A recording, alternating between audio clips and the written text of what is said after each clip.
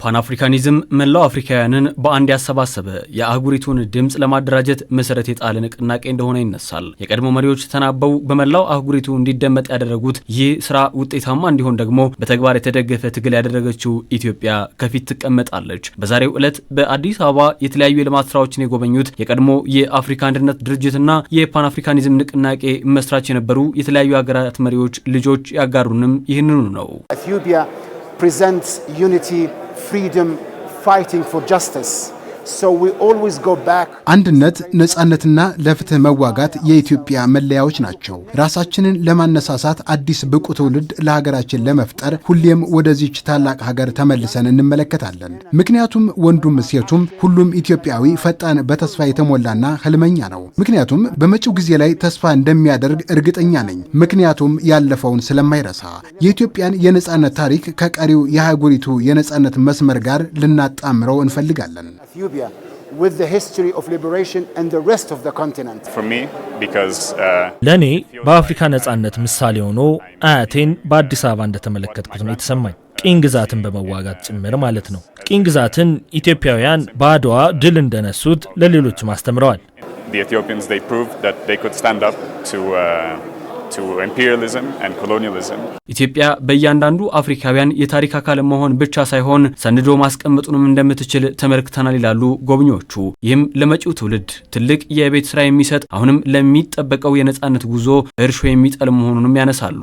Upon African youth, ሁሉም የአፍሪካ ወጣቶች፣ ወጣት ሴቶችና ወጣት ወንዶች የሀገራቸውንና የአህጉራቸውን ታሪክ ለማወቅ በአባቶቻችንና አያቶቻችን ነጻ እንድንሆን የተከፈለልንን ዋጋ ለመረዳት ወደፊት ለመራመድና መጪውን ብሩህ ለማድረግ ባህሎቻችን መታጠቅ፣ ቋንቋዎቻችንን መታጠቅ፣ ሙዚቃዎቻችንን እኛን እንዲመስሉ በማድረግ ለእውቀታችን እድገትና ነጻነት ልንጠቀማቸው ይገባል።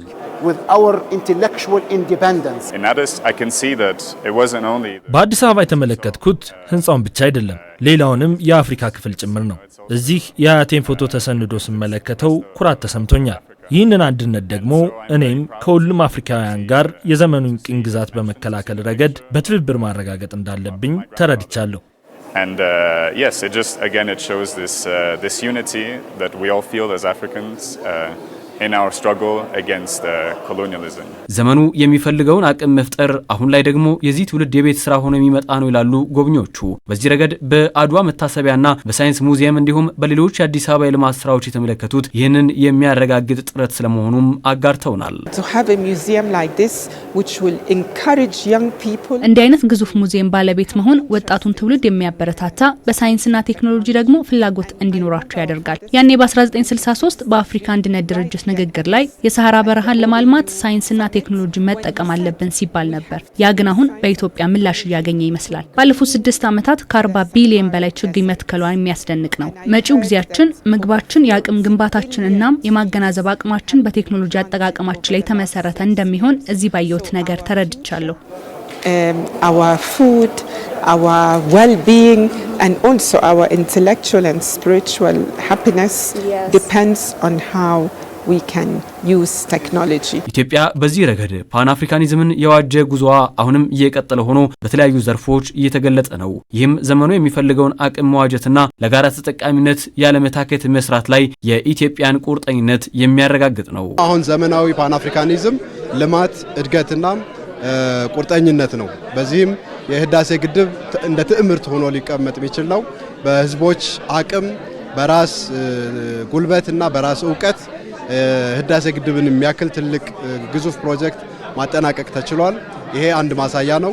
ከዚህም በተጨማሪ ግን በአረንጓዴ አሻራም፣ በአካባቢ ጥበቃ፣ በከተሞች እድገት፣ በአረንጓዴ በኮሪደር ልማትና በገጠር ኮሪደር እየተሰሩ ያሉ ስራዎችና አጠቃላይ ከተሞቻችንን ምቹ፣ ጽዱና ለኑሮ ተስማሚ ለማድረግ የሚሰሩ ስራዎች ከአካባቢ ጥበቃ ስራዎቻችን ጋር ተደምሮ ትልቅ አቅም ያሳየንበትና ትልቅ አቅም የፈጠርንበት ክስተት ነው። ጎብኚዎቹ በአፍሪካ የሚዲያ ሽልማት መርሃ ግብር ለመታደም ከቀናት በፊት ነው አዲስ አበባ የተገኙት።